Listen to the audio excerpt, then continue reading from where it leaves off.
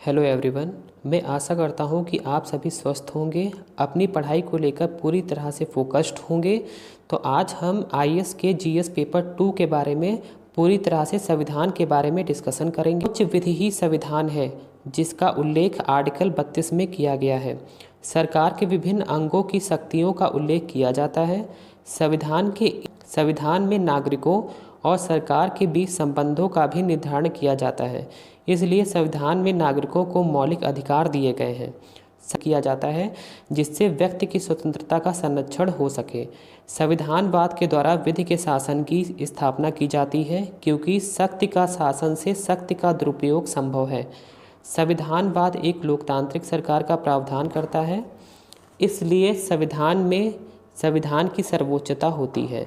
संविधान भारत और यूएई के बीच में अंतर को बताया जा सकता है कि यूएई और भारत के बीच में कैसे हम अंतर को निर्धारण कर सकते हैं कि हमारे भारत देश में लोकतांत्रिक है, विधि का शासन किया जाता है, संविधान की सर्वोच्चता और सीमित शासन पे पूरा तरह से फोकस किया गया है। इन्हीं के अनुसार सरकार का निर्धारण होता है, उनके क्रियाकलापों का उल्लेख किया जाता है। और इसके विपरीत यूएई में देखा जाए तो वहाँ पे गैर लोकतांत्रिक देश है, एक राजा होता है जो कि जनरेशन टू जनरेशन राजा बनाया जाता है, में केवल और केवल शासन की सर्वोच्चता होती है। लोकतंत्र जनता के द्वारा निर्वाचित शासन, जनता के प्रति उत्तरदायी शासन, विधि एवं संविधान पर आधारित शासन, ऐसा शासन जहां जनता को शक्ति का सर्वोच्च केंद्र माना जाता है, जहां प्रत्येक व्यक्ति को समान स्वतंत्रता एवं अधिकार प्राप्त हो तथा समाज में समानता विद्यमान हो। संविधान और राज्य व्यवस्था में अंतर के बारे में हम यहाँ पे डिस्कस करते हैं कि संविधान क्या होता है और राज्य व्यवस्था क्या होती है और इन दोनों में क्या अंतर पाया जाता है। संविधान में सरकार के विभिन्न अंगों की शक्तियों का उल्लेख होता है, जबकि राज्य व्यवस्था में सरकार की कार्यप्रणाली का राजनीति प्रणाली के परिक्षेपता में अध्ययन ही राज्य व्यवस्था है। न्यायाधीशों की नियुक्ति राष्ट्रीय न्यायिक नियुक्ति आयोग के द्वारा होगी, जबकि व्यवहारिक रूप से न्यायाधीशों की नियुक्ति न्यायाधीशों के समूह के द्वारा हो जाती है। संविधान विधि का सर्वोच्च दस्तावेज है, जबकि राज्य व्यवस्था के अंतर्गत संविधान को सामाजिक ढांचे के अंतर्गत समझने का प्रयास किया जाता है।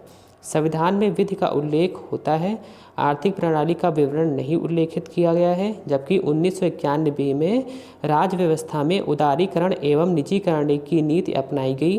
परिणाम स्वरूप संघ राज्यों संबंधों में परिवर्तन हुए और जीएसटी का प्रावधान किया गया है। संविधान के थ्रू हम उदारवाद को समझ सकते हैं कि उदारवाद क्या होता है। उदारवादी व्यक्ति और उसकी स्वतंत्रता को सर्वाधिक महत्व प्रदान करते हैं। उदारवादी जाति, धर्म, संप्रदाय, लैंगिक विभाजन को अस्वीकार करते हैं। उदारवादी विधि और संविधान में शासन को मानते हैं, ये लोकतांत्रिक शासन के समर्थक हैं। उदारवादी यह मानते हैं कि अर्थव्यवस्था पर राज्य का नियंत्रण नहीं होना चाहिए, जबकि समाजवादी आर्थिक समानता पर बल प्रदान करते हैं। आर्थिक समानता के लिए राज्य का भूमि, भवन और उद्योगों पर भी नियंत्रण होना चाहिए। समाजवादी पूंजीवादी आर्थिक प्रणाली के विरोधी होते हैं और पूंजीवादी आर्थिक प्रणाली का अभिप्राय है जहां कल कारखानों पर निजी व्यक्तियों का नियंत्रण हो और उत्पादन लाभ के लिए यह कार्य किया जाए। साम्यवाद समाजवादी आदर्शों को प्राप्त करने के लिए क्रांतिकारी हिंसात्मक साधनों का प्रयोग करने वालों को साम्यवादी कहा जाता है। साम्यवादी विचारधारा एक आदर्शवादी विचारधारा है जो कहीं भी लागू की जा सकती है, क्योंकि कहीं भी लागू नहीं की जा सकती है क्योंकि यह समाज में आर्थिक समानता लाने के लिए राज्य, धर्म, सरकार को भी समाप्त करने के समर्थक है। फंडामेंटल राइट्स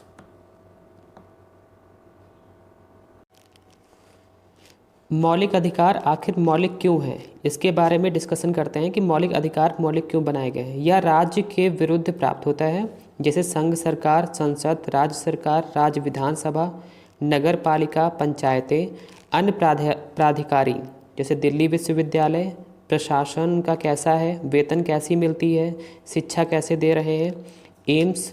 तो व्यवहारिक संस्थाएं मूल अधिकार राज्य के विरुद्ध उपलब्ध होते हैं, व्यक्ति के विरुद्ध नहीं, परंतु 1991 के उदारीकरण के बाद राज्य के द्वारा ज़्यादातर कार्य निजी कंपनियों को हस्तांतरित किए जा रहे हैं और इन निजी कंपनियों के विरुद्ध मूल अधिकार प्राप्त नहीं होता, जिससे यह प्रतीत होता है कि मूल अधिकारों का दायरा सीमित होता जा रहा है। इसलिए वर्तमान में यह मांग की जा रही है कि वे निजी कंपनियां जो सार्वजनिक सेवाएं उपलब्ध कराती हैं उन्हें भी राज्य के दायरे में शामिल करना चाहिए।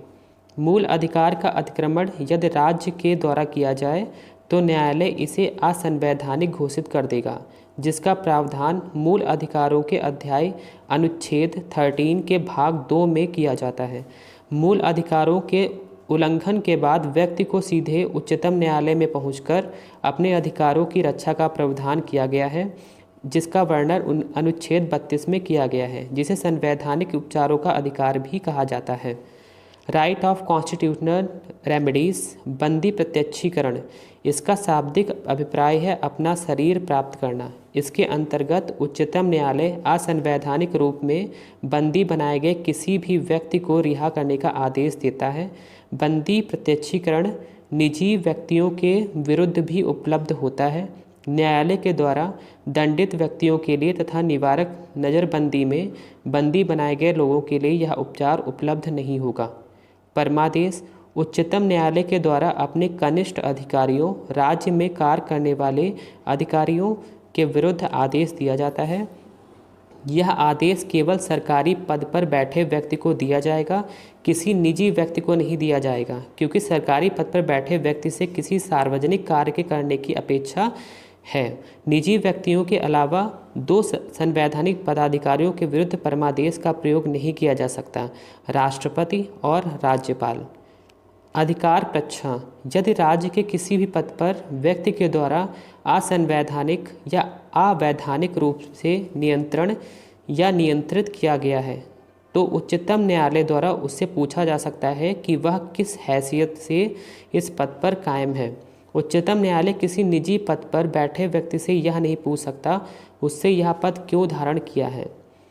प्रतिषेध, इसके द्वारा उच्चतम न्यायालय जनपद न्यायालयों के कार्यों पर निगरानी बनाए रखता है, जिससे व्यक्ति के मूल अधिकारों का हनन न हो। यदि जनपद न्यायालय किसी ऐसे मामले पर विचार कर रहा है जो उसके क्षेत्राधिकारी से बाहर है तो जनपद न्यायालय को उस मामले के सुनवाई से रोका जा सकता है। इसलिए प्रतिषेध का प्रयोग उस समय किया जाता है जब जनपद न्यायालय में कोई मामला लंबित हो। उत्प्रेक्षण शाब्दिक अर्थ है मंगा लेना, जिसके अंतर्गत उच्चतम न्यायालय जनपद न्यायालय द्वारा दिए गए किसी निर्णय को अपने पास मंगा सकता है। उत्प्रेक्षण का प्रयोग जनपद न्यायालय के निर्णय आने के बाद होता है। उच्चतम न्यायालय जनपद न्यायालय के मामला इसलिए मांगता है क्योंकि न्यायालय के द्वारा ठीक प्रक्रिया का पालन नहीं किया गया है। मूल अधिकारों की रक्षा की प्रक्रिया, परंपरागत प्रक्रिया, वादी प्रतिवादी, जो कि न्यायाधीश द्वारा निर्धारित किया जाता है। वादी में अधिकारियों का हनन होता है और प्रतिवादी में जिससे अधिकारियों का हनन किया जाता है। मूल अधिकारों की रक्षा के लिए परंपरागत प्रक्रिया के अंतर्गत उच्चतम न्यायालय ने कहा कि जिस व्यक्ति के मूल अधिकार का उल्लंघन होगा केवल वही उच्चतम न्यायालय के समक्ष आ सकता है। कोई अन्य तीसरा व्यक्ति उसके अधिकारों की रक्षा के न्यायपालिका में नहीं आ सकता है। यानी कि कोई तीसरा व्यक्ति अपने अधिकारों की मांग को लेकर न्यायपालिका में नहीं आ सकता है। न्यायपालिका की इस परंपरागत वादी प्रतिवादी प्रक्रिया के कारण न्याय अत्यधिक महंगा हो गया है।